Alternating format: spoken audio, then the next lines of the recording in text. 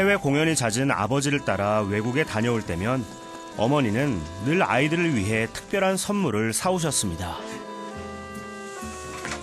얘들아, 엄마 왔다.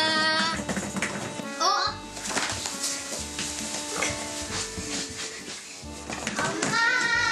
승무가래룡아, 잘 있었어? 네. 엄마 많이 보고 싶었어? 네.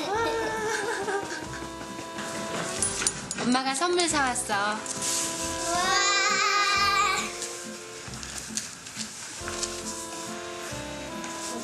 많이 읽다 보니까는 책 읽지 않는 시간에 혼자 있을 때 항상 많이 했죠. 자기 스스로 얘기를 많이 만들어요. 여러 가지 얘기를 만들었던 것 같고 나름대로는 책도 썼었어요. 나름대로 자기 어렸을 때 뭐 썼는지 기억도 안 나는데 소설이라고 쓰고, 왜냐면 어머니가 쓰니까 그런 거 흉내내서 자기도 책도 써보고 뭐. 얘가 대학 들어가면요, 고등학교 때 하는 말이, 대학 들어가면 자기 뭐 디텍티브 소설 쓴다고 그랬잖아. 그랬었어요. 탈동 소설 쓴다고. 고등학교 때. 그래요? 고등학교 때 그랬어요?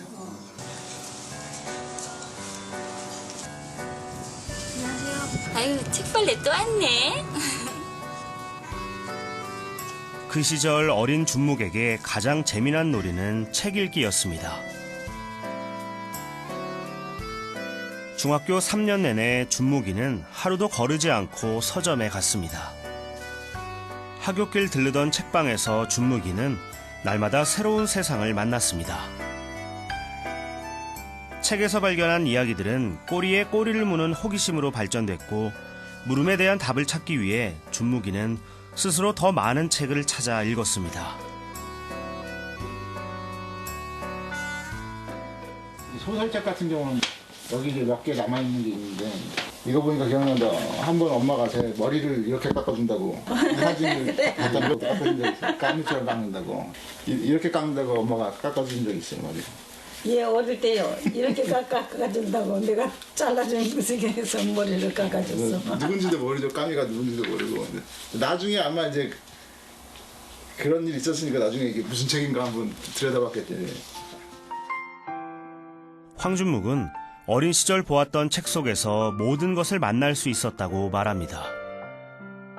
저는 영화나 뭐 다른 것보다도 소설을 읽을 때가 가장 깊은 맛을 느낄 수 있는 것 같아요. 그러니까 완전히 그냥 구석구석까지 한 사람 속을 들여다볼 수 있다는 그런 작가의 속을 굉장히 흥분되는 것 같고, 그다음에 다른 사람이 어떻게 보나 들여다보는지 그런 것들을 이렇게 알게 되니까 나름대로는 자꾸 새로운 시각으로 이것저것 볼 수 있는 그런 바탕이 되는 것 같고. 남다른 시각과 상상력을 가질 수 있었던 건 책을 읽으라고 말하는 대신 먼저 책 읽는 모습을 보여준 어머니의 교육 철학에 있었습니다. 부모가 책을 읽으면 애들도 책을 읽는 건지 압니다.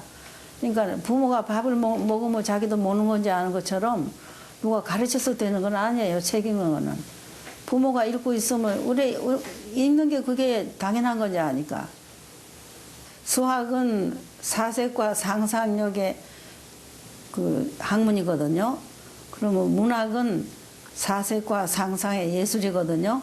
그러니까 일맥상통하는 것 같아요. 그러니까 수학하는 사람은 문학을 많이 읽을수록 상상력이 더 늘지 않을까 하는 생각이 듭니다.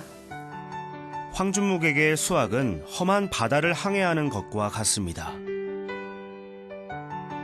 문학이라는 노를 저어 상상의 바다를 항해하고 그 여정의 끝에 보물섬을 발견하는 일이 그에겐 수학입니다. 제가 저희 부모님이 이거 영화를 재밌게 보셨다고 그런 기억이 나세요. 뭔데 그렇게 재밌나 한번 보고 있는 중입니다. 책을 읽고 머릿속에서 그림을 그리는 훈련은 수학 연구에서 꼭 필요한 작업이라고 말하는 황준묵. 그냥 눈에 바로 보이지 않는 거를 하나의 답을 찾아내야 돼요. 특히 저같이 기하학을 하는 경우는 많은 경우에 우리들이 평소에 볼 수 없었던 거를 어떤 이미지를 찾아내야 돼요. 그래야지만 문제가 풀려요.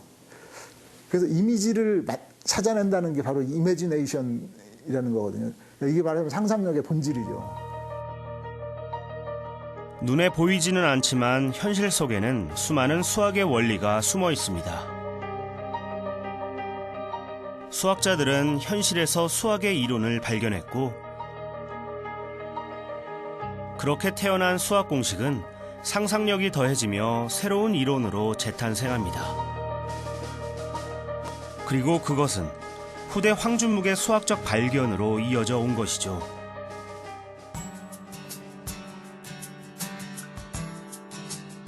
그는 상상하는 모든 것들을 기록해둡니다. 수학 공식을 만드는 작업에서 기록은 가장 중요한 일 가운데 하나입니다. 대학 시절부터 황준묵은 아이디어가 떠오를 때마다 기록을 했습니다. 기록은 습관이 되었고 기록은 재산이 되어 새로운 수학 공식을 탄생시켰습니다. 저 노트들이 대부분 뭐냐면 이제 제가 그때그때 생각할 때 떠오르는 아이디어들을 혹시 나중에 쓸모가 있을 것 같은 것들을 그런 것들을 이제 적어놓은 노트들이거든요. 그래서 간직하다 보면은 나중에 다른 문제를 할 때 그런 아이디어가 혹시 써먹을 수 있지 않을까 그런 생각이 들었을 때 그 노트를 찾아서 펼쳐보면 그 쓸모가 있을 경우가 많습니다. 그렇게 머릿속에 떠오른 상상들을 기록하는 습관으로 황준묵은 아무도 풀지 못한 수학계의 난제를 연달아 풀 수 있었습니다.